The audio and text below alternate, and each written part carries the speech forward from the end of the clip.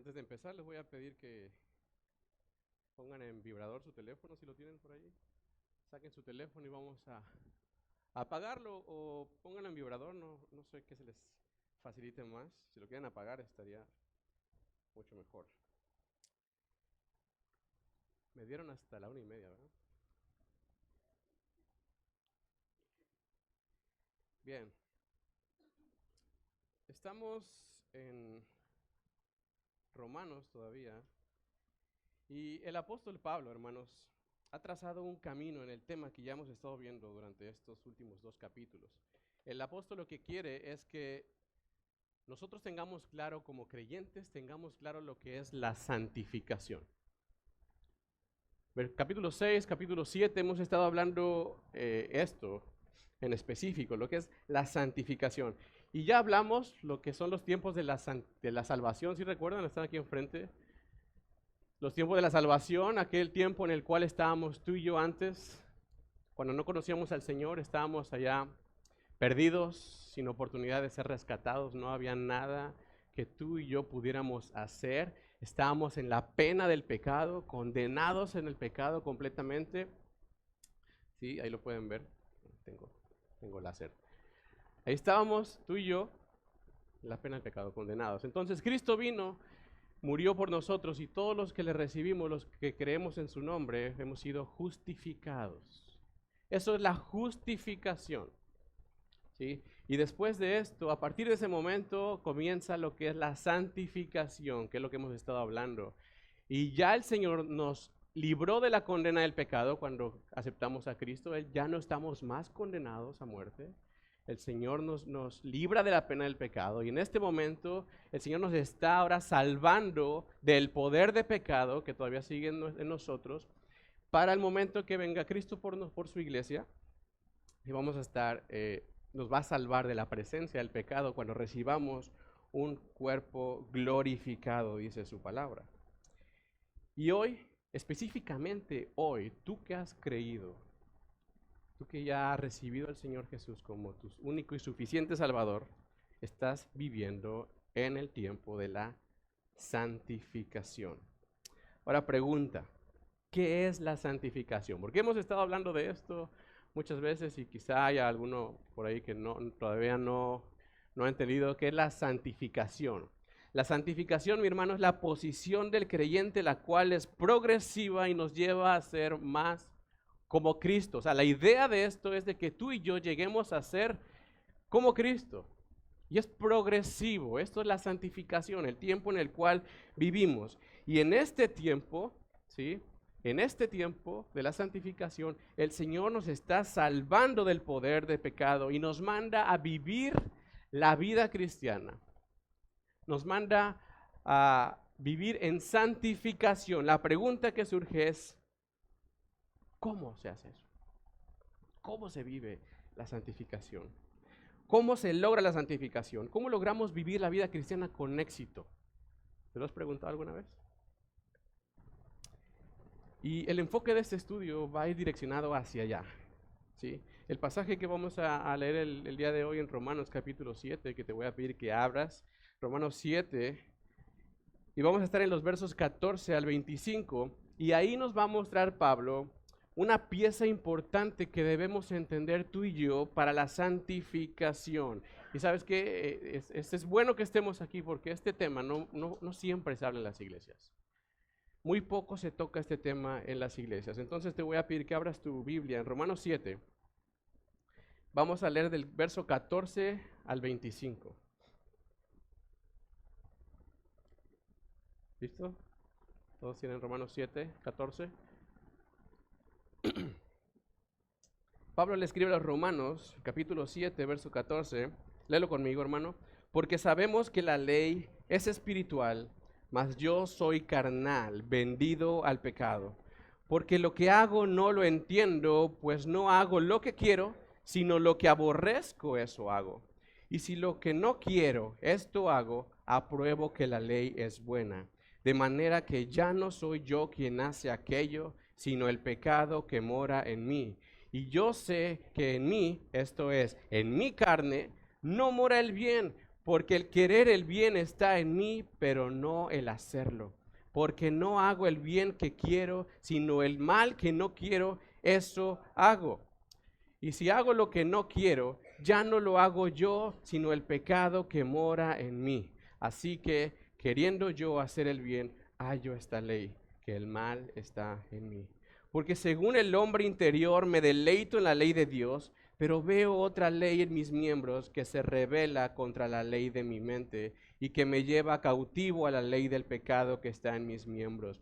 Miserable de mí, ¿quién me librará de este cuerpo de muerte? Gracias doy a Dios por Jesucristo, Señor nuestro. Así que yo mismo con la mente sirvo la ley de Dios, mas con la carne a la ley del pecado. Cierra tus ojos y vamos a orar. Bendito Padre Celestial, gracias, Señor, por tu palabra. Gracias, Dios, porque es a través de ella, Señor, que tú nos muestras cómo debemos de andar, cómo debemos de vivir. Señor, te pido que en este día tú quites todo prejuicio, quites todo lo que nos hayan quizá mal enseñado en otro tiempo, Señor, y que sea tu palabra hablando a nuestros corazones, a nuestras vidas. Queremos caminar junto a ti, Señor, en santidad, y que la santificación se revele en mi vida y te muestre a ti, Jesús. En el nombre de Cristo Jesús. Amén.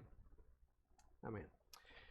El apóstol Pablo ha venido hablando en los versículos anteriores de este mismo capítulo sobre la ley, ¿sí?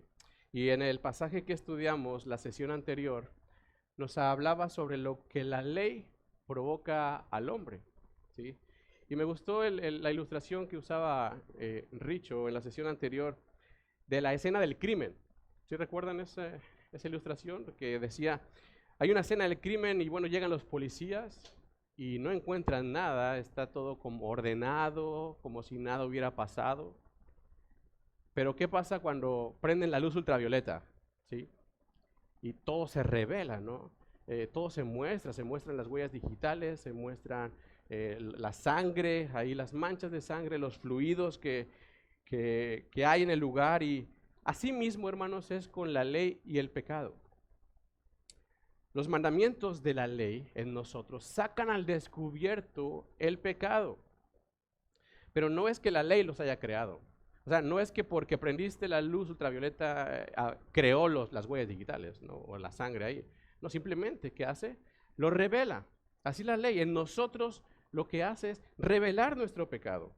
Y el verso 13, un versículo anterior del que estamos estudiando hoy, termina Pablo planteando otra pregunta hablando sobre la ley. Y dice Pablo, ¿lo que es bueno se convirtió en muerte para mí? Es decir, ¿la ley es una asesina? Y se responde a sí mismo Pablo diciendo, de ninguna manera, sino que fue el pecado el que nos mató usando algo bueno. ¿Y qué es eso bueno? La ley. En otras palabras, el pecado es el asesino, pero la ley es su arma. Y en esto el pecado ha hecho en ti y en mí su obra, que es la muerte. Hemos muerto tú y yo por el pecado usando la ley, que son los mandamientos. La ley, hermanos, mostró mi maldad, reflejó tal cual era y me dejó miserable delante de un Dios completamente santo. Y soy declarado culpable por esa ley que muestra ese pecado. Me declara a mí culpable y me lleva a la muerte. Si te pones a pensar, todos los mandamientos y reglas realmente son establecidas para mostrar lo malo. Tú vas en la calle y ves letreros, señales de tránsito o algo, y realmente están puestos ahí para mostrar que eres culpable si es que los pasas. Todas son puestas para mostrar lo malo. Y realmente no importa tu contexto, tu cultura, porque hay quienes dicen, no, es que yo vengo de una cultura donde se practica eso y justifico lo malo. ¿Y sabes qué? No. Aquí y en China, lo malo es malo. Y la ley de Dios muestra la maldad aquí como en cualquier otro lado y cualquiera que sea la persona. Entonces, la ley, que es espiritual, como dice el versículo 14, trae consecuencias en nuestra vida espirituales. ¿Cuáles son esas consecuencias espirituales? Que el pecado usa la ley espiritual para traer a nosotros, a ti y a mí, muerte espiritual. Pablo, si te das cuenta, en el verso 14, hace un contraste entre lo que es espiritual y lo que es carnal. Y comienza Pablo a ponerse él mismo de ejemplo, ¿sí? Dice, la ley por un lado, que es espiritual, es buena, es santa, es agradable, como dice el versículo 12, y después se pone del otro lado y dice, en el verso 14, más yo soy, ¿qué soy? Carnal, vendido al pecado. ¿Y sabes qué?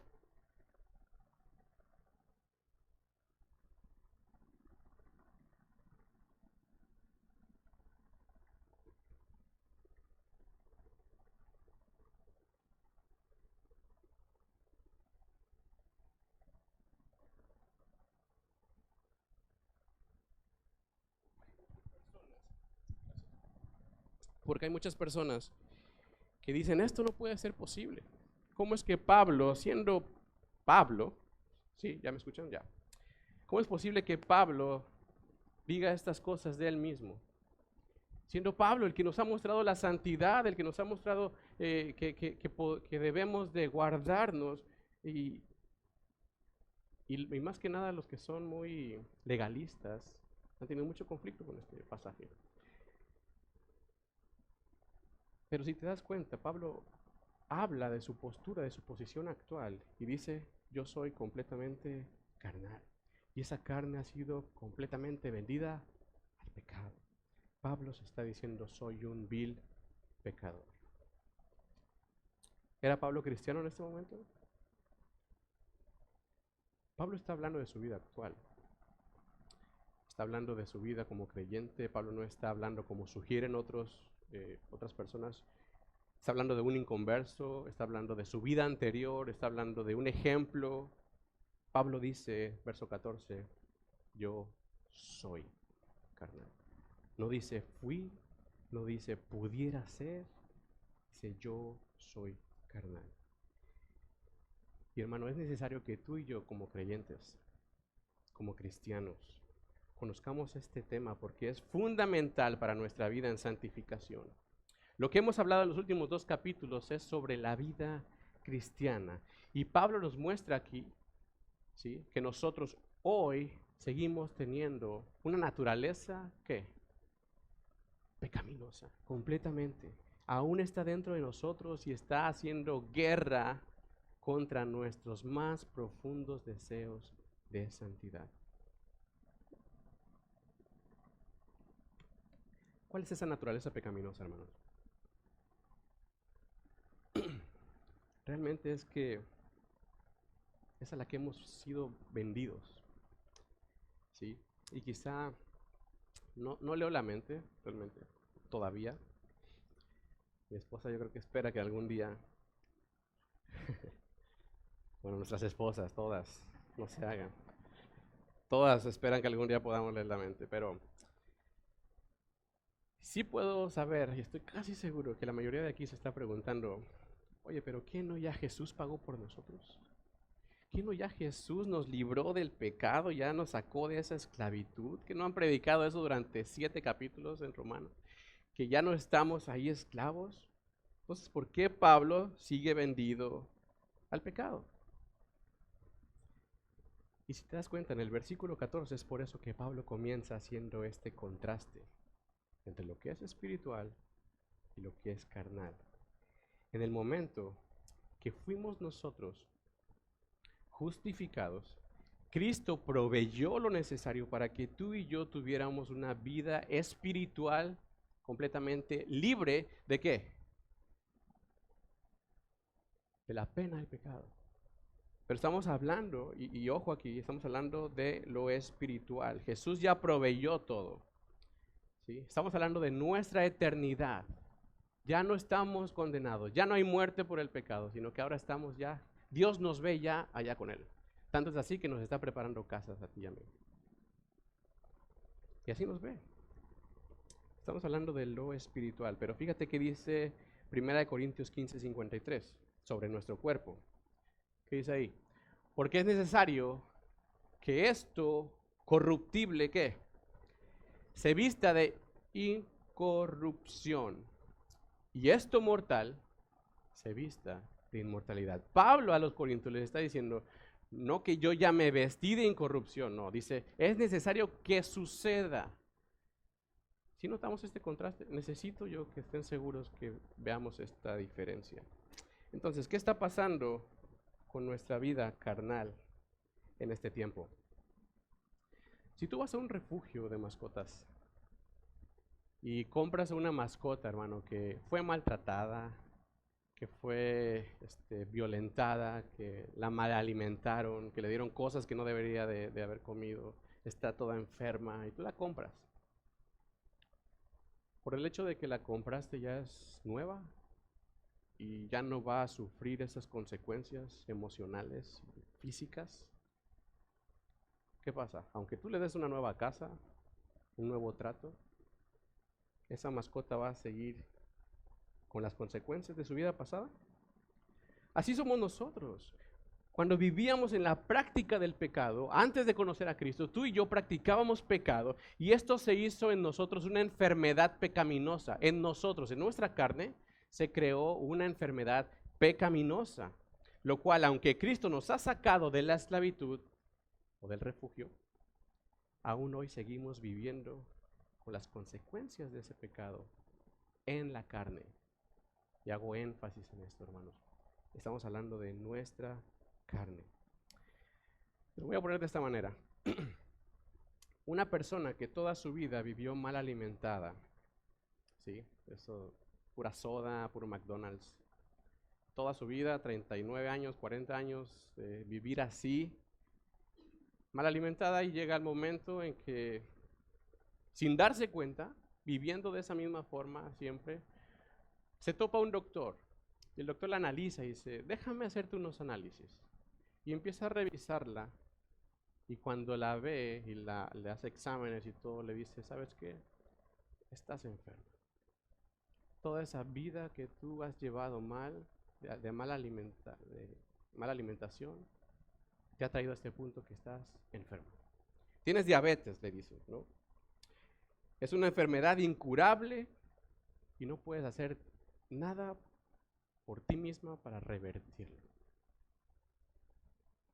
Pero hay una solución. Una persona tiene una cura que es definitiva, es gratis y la va a traer él mismo. ¿Sí? Prometió traerla, todavía no hay fecha de cuándo va a venir, sí, pero prometió traerla. Pero por lo pronto, mientras viene, si tú aceptas, es posible que puedas seguir viviendo tu vida normal, pero controlada, con un tratamiento, hasta el momento en que traigan la cura. La enfermedad va a seguir ahí, ¿sí? La diabetes va a seguir ahí, pero vas a poder controlarla. O sea, se puede vivir una vida estable siguiendo este tratamiento de por vida hasta que Él venga con la cura definitiva. ¿Sí ven a dónde voy? Te acabo de describir nuestra vida cristiana. Esta persona enferma somos tú y yo, que en otro tiempo estuvimos practicando pecado, yo no sé cuál, pero la práctica del pecado provocó en ti, hermano, una enfermedad sin saberlo. Tú no sabías, tú seguías haciéndolo, hasta que una persona se te cruzó por enfrente, te analizó y te dijo, ¿sabes qué? Tú estás enfermo. Y esa enfermedad que tienes es irreversible. Estás destinado a la muerte, que es el pecado. Estamos condenados y no puedes hacer nada para curarte por ti mismo. Pero después nos mostraron la solución, que es Cristo. Y es ahí donde entra la justificación. Él tiene la forma de quitarte esta enfermedad en tu carne, provocada por el pecado, cuando venga Él por su iglesia y nos dé otro cuerpo. Él lo va a hacer así. Porque este cuerpo que tú tienes está contaminado y esa va a ser la cura definitiva, o sea, la glorificación. Aún no hay fecha cuando va a venir, pero ha prometido venir. Sin embargo, ¿qué pasa en este tiempo entonces? Ya nos enteramos de nuestra enfermedad, que aún tenemos como consecuencia del pecado que cometíamos antes. Y nos dicen que mientras llega Jesús, podemos nosotros que vivir nuestra vida controlada. Estoy hablando de la santificación. Entonces, vamos entendiendo más o menos. En esto vivimos tú y yo, mi hermano. Por cuanto fuimos vendidos al pecado, hoy nuestro cuerpo está contaminado. Hablando del cuerpo natural. Ahora, ¿cuáles son los síntomas de esta enfermedad? Vamos a entrar ya al pasaje. Versículo 15. Ya Pablo nos mostró que estamos enfermos, que nuestro cuerpo está mal, en pecado, nuestra carne. Ahora vemos los síntomas que empieza a presentar. Verso 15. Dice Pablo, porque lo que hago, ¿qué? No lo entiendo. Pues no hago lo que quiero, sino lo que aborrezco, eso hago. ¿Cuántos se identifican con Pablo en este pasaje?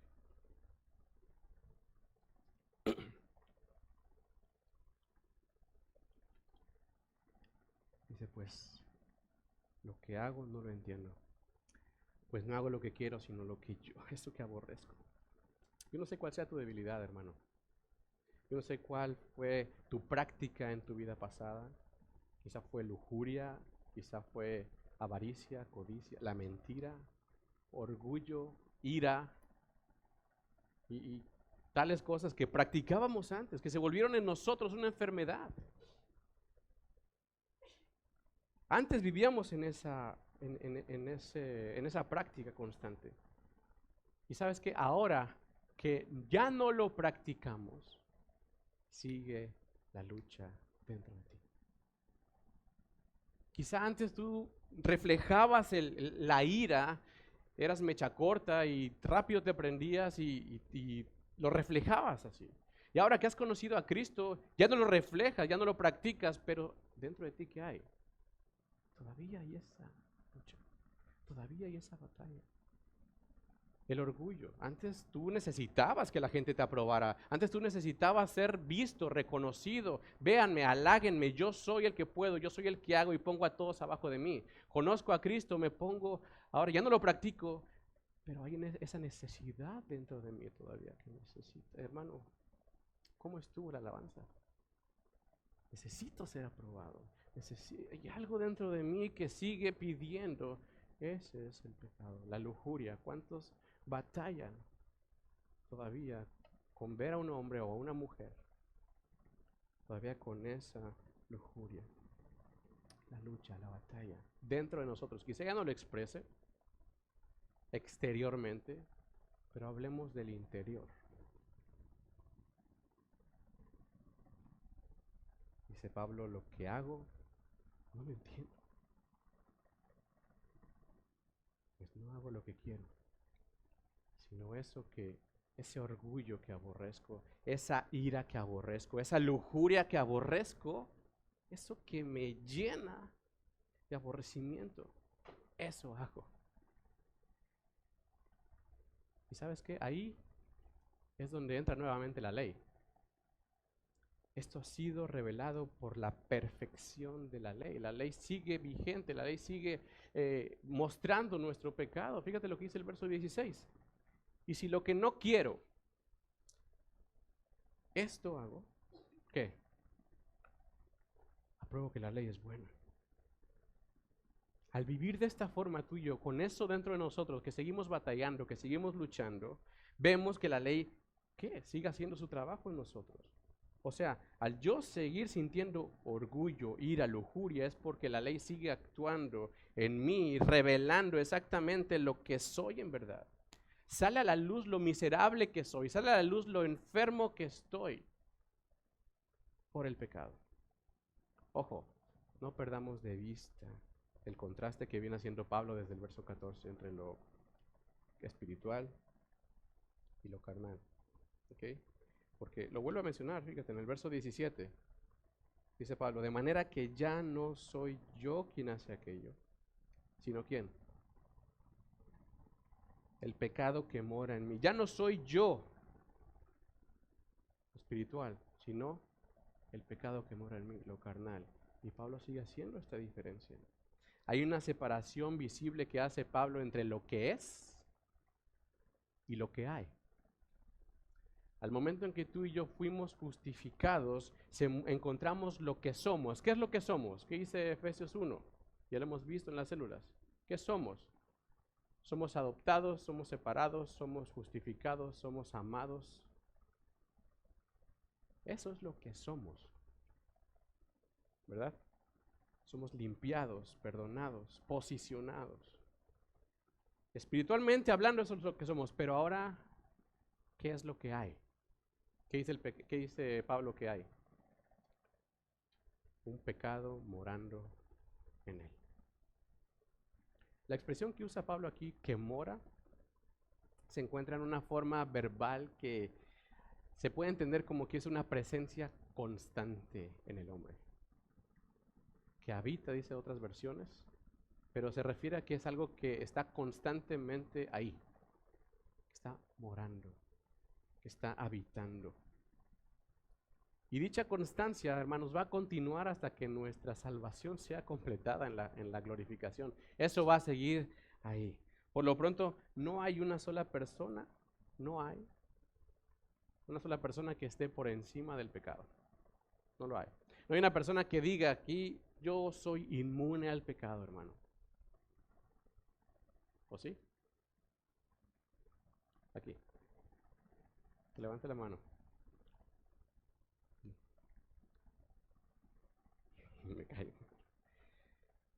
No hay nadie, realmente no. Quitémonos ese error de la cabeza, porque muchas personas van a querer venir a decirnos, es que tú de seguro no eres salvo, porque sigues haciendo pecado. Y realmente lo que nos enseña la palabra de Dios es de que todos seguimos en esta carne cometiendo pecado. Y sabes qué, si hay una persona que esté aquí y nos diga, ¿sabes qué, hermano? Yo no hago pecado, yo soy inmune al pecado. En ese momento ya está pecando. No me creas a mí, lo dice la Biblia.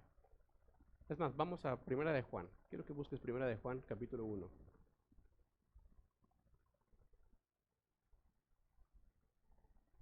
Primera carta del apóstol Juan. Vamos a leer capítulo 1, versos 8 y 10. Pero antes, ¿a quién le está hablando Juan? A creyentes, ¿no? ¿Tú eres creyente? Bueno, haz de cuenta que te está hablando a ti. Primera de Juan 1:8 dice, si decimos que, ¿qué? Fíjate que mismo Juan se incluye ahí, que no tenemos, mismo Juan se incluye, que no tenemos pecado, nos engañamos a nosotros mismos y ¿qué? La verdad no está en nosotros. Verso 10, si decimos que no hemos pecado, le hacemos a él mentiroso y su palabra no está en nosotros. ¿Qué quiere decir? Hay algo ahí todavía en tu interior. ¿Sabes cómo podemos saber que somos cristianos maduros? Somos cristianos maduros cuando más vemos el pecado en nuestro corazón. Somos cristianos maduros cuando mientras más santos llegamos a ser, menos santos nos vamos a sentir. Entre más santos somos, más lloramos por nuestra falta de santidad. La verdadera santidad, mi hermano, se revela por tu falta de santidad. Que tú te sientes falto de santidad. Perder de vista esta realidad, hermano, es correr el riesgo de conformarnos con un nivel inferior de compromiso y de justificarnos delante de Dios, no haciendo todo lo que Él pide de nosotros, todo lo que Él quiere de nosotros. Porque pensamos, yo ya lo logré, yo ya lo alcancé. ¿Y qué dice Apocalipsis 22:11? ¿El que es santo qué? El que es santo, santifíquese más. No hay un límite, hermano, realmente. No hay un límite. Aquel que es santo es aquel que muestra compasión, no aquel que cree ya haberlo alcanzado. Hay un dicho que dice, dime de qué presumes y te diré de qué careces, ¿verdad? Eso es la santidad del creyente. ¿No crees que el apóstol Pablo pudo quedarse así nada más? Sin este pasaje, sin escribirlo, ¿sí? Y mostrando lo que él es y todo lo que lo catalogan, el super Pablo, el santo más santo de todos los de la Biblia. Pero ¿qué es lo que está reflejando aquí el apóstol Pablo? Entre más santo se llega a ser, más humilde y más ve el pecado en él. Aquí se está abriendo su corazón. En Filipenses vemos que le escribe a los filipenses y les empieza a decir, yo era fariseo de fariseos, era maestro de la ley, era perseguidor de la iglesia, y les empieza a mostrar todo lo que él era, su currículum, y termina ¿qué? Diciendo, y todo eso lo estimo por basura. Nada de eso a mí me sirve. Literalmente la palabra que ocupa ahí para basura es estiércol. Para Pablo, eso era. Él mismo se dice que es el más pequeño de todos los apóstoles. Dice, soy el más pequeño. Yo no merezco ni siquiera ser apóstol. Soy un abortivo. ¿Y tú crees que Pablo se está tirando para que lo levanten? No. La humildad, la santidad de Pablo lo lleva a verse a él mismo eh, más pequeño, más humilde. Y esta actitud, hermanos, proviene de conocer más profundamente al Señor. Yo te pregunto a ti, ¿cuál es tu actitud al conocer más profundamente al Señor? ¿O que crees que lo conoces más profundamente al Señor? ¿Cuál es tu actitud? ¿Tu santidad refleja a Cristo o refleja tus fuerzas? Porque Cristo nos ha dado, hermanos, un nuevo corazón, una actitud de sometimiento, pero hay un abismo que separa en nosotros, en nuestro corazón, el querer y el hacer. Vamos a leer los versos 18 al 20 de Romanos 7. No pierdas Romanos 7. Estoy en mi primera media hora. La segunda.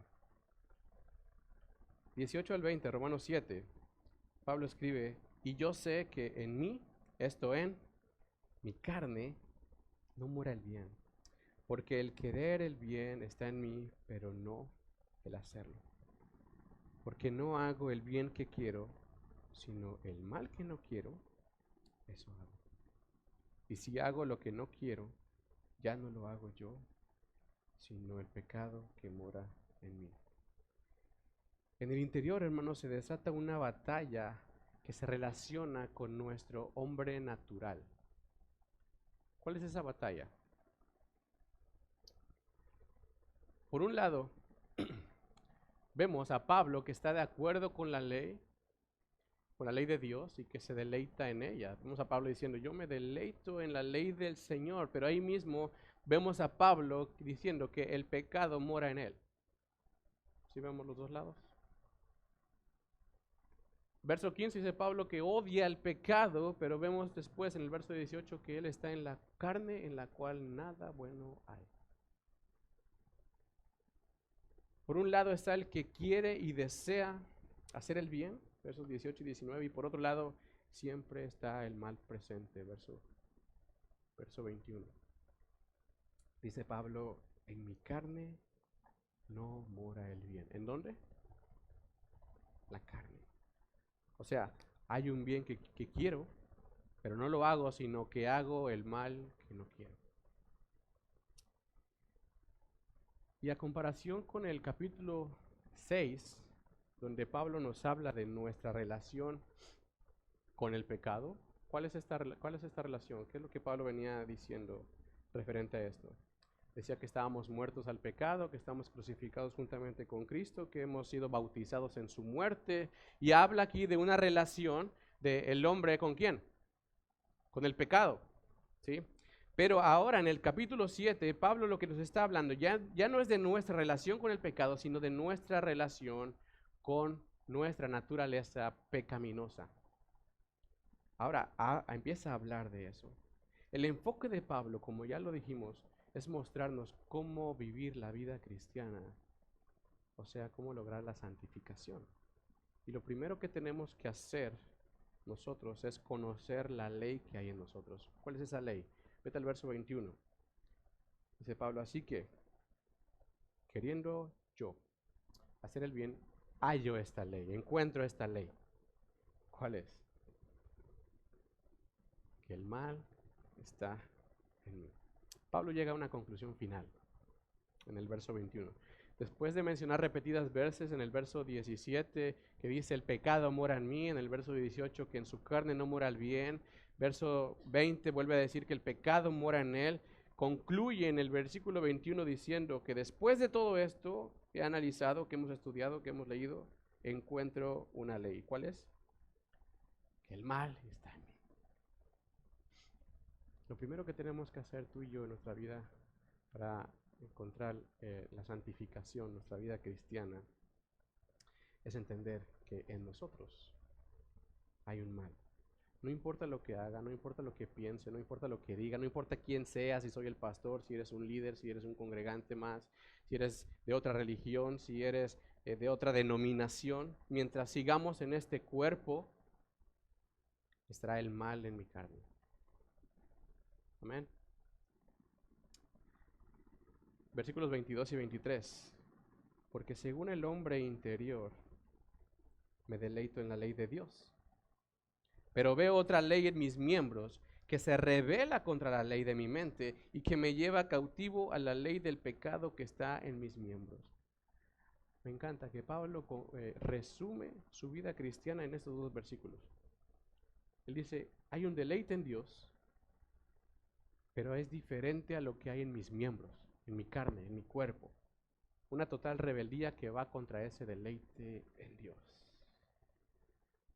Observemos aquí la división que hay en el corazón del hombre, en el corazón del creyente, mejor dicho. Donde viene este combate entre el espíritu y la carne, la ley de Dios, hermanos, llama al hombre a la rectitud, a la justicia, pero la maldad incita al hombre a la perversidad. El espíritu dirige al hombre a la obediencia de la justicia y la carne lo retira de ella. Nuestro hombre interior debemos entender que está completo, pero el exterior, o sea, nuestra carne espera la glorificación, la gloria futura. Y aunque el hombre interior anhele, hermanos, hacer el bien, porque en nosotros está eso, ¿cuántas veces lo has intentado anhelando hacer el bien? Y se deleita en la ley de Dios, la carne comienza una batalla campal en tu vida, en tu corazón, en tu mente. Necesitamos tú y yo ser libertados de esa carne pecadora. Y el mismo Pablo clama por esta liberación en el versículo 14. Lee el verso 14. Miserable de mí. Perdón, 24. Miserable de mí, ¿quién me librará de este cuerpo de mí? ¿Crees que Pablo lo dijo así? No, él estaba ya cansado y dice, miserable de mí, ¿quién me librará de este cuerpo de muerte? ¿Y sabes qué? Este es el victorioso grito de derrota. El clamor del hombre vencido, un hombre que por causa del pecado en su carne se ha vuelto un miserable, un esclavo de maldad que no puede dar un paso sin generar en su mente y en su corazón algo bueno, sino que genera siempre perversidad. Eso somos tú y yo. Así vivimos tú y yo. Y lo mejor que podemos hacer es lo mismo que Pablo hace en este verso. Reconocer lo miserable que somos y que estamos viviendo en un cuerpo completamente vendido al pecado, sabiéndonos derrotados en nuestra carne. Como dice el verso 17, ya no soy yo, sino el pecado. Pero sería yo muy malo sería Pablo muy malo si nos dejara así, ¿no? Sabiéndonos derrotados, vencidos, humillados.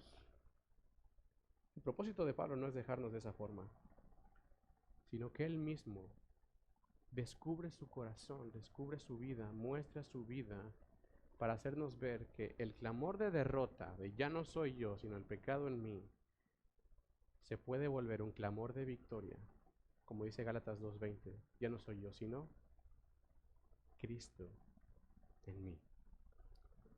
Y si no aceptamos esto, hermanos, nunca comprenderemos la gloria del Evangelio. Y es por esto que concluye Pablo el verso 24 diciendo, ¿quién me librará de este cuerpo de muerte? A lo cual él mismo se responde en el siguiente versículo diciendo, gracias doy a Dios por Jesucristo, Señor nuestro. Así que yo mismo con la mente sirvo a la ley de Dios, más con la carne, la ley del pecado. La respuesta es Jesucristo. Quizá tengamos esa enfermedad incurable en nuestra carne, pero Cristo al justificarnos proveyó lo necesario para que tú y yo podamos controlarlo, la santificación. Y al igual, hermanos, que un enfermo se le da tratamiento para controlar la enfermedad, Cristo nos ha provisto de una cercanía a Él para vivir en la santificación. Es Él, teniendo una dosis diaria de su palabra, untándonos en todo tiempo oración, teniendo terapias de rehabilitación en la iglesia, llevando ayunos para desintoxicación, compartiendo con otros enfermos para animarnos unos a otros y reposando en su Santo Espíritu.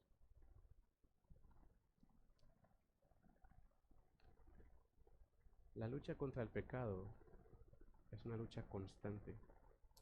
Y nunca vamos a avanzar tanto en la santidad como para decir ya lo logramos o ya lo alcancé. Esto es una batalla constante en nuestra naturaleza pecaminosa.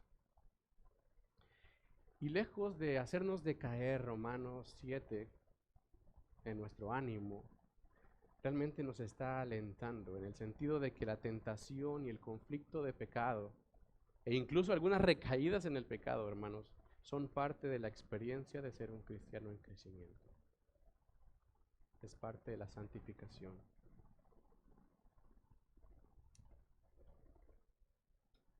Fíjate, las caídas que tenemos tú y yo, las recaídas que tenemos tú y yo, son expresiones de que estamos intentando santificarnos con nuestras propias fuerzas.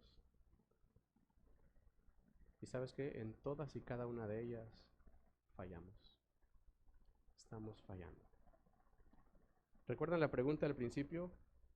¿Cómo llegamos a vivir la vida cristiana con éxito? La respuesta es, yo no puedo. La vida cristiana con éxito se logra cuando reconocemos nuestra naturaleza miserable y entendemos que nosotros no podemos hacerlo, sino que necesitamos a Cristo haciéndolo en nosotros.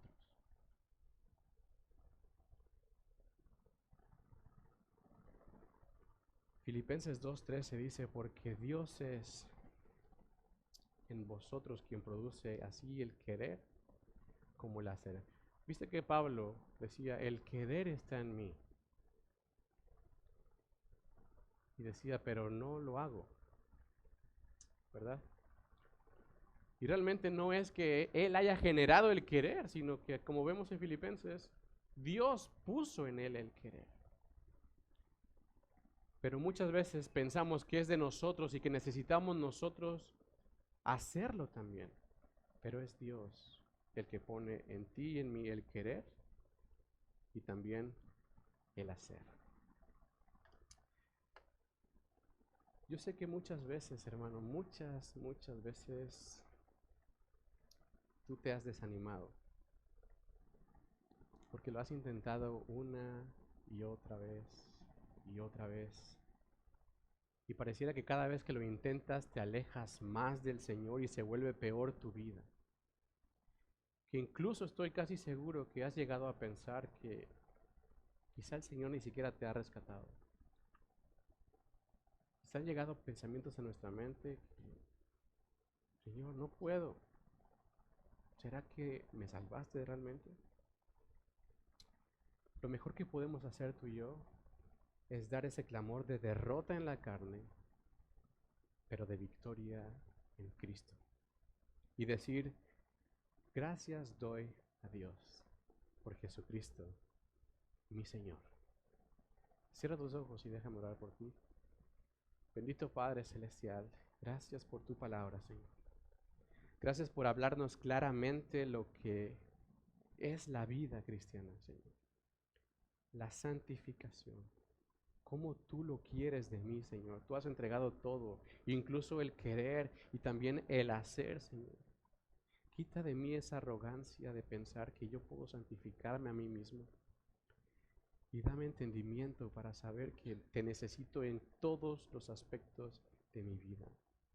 Que aunque el pecado está en mí, en mi carne, tú eres el que me lleva a la victoria, Señor.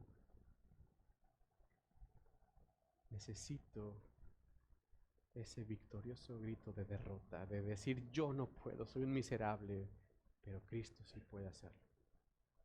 Es Él, para gloria de tu nombre.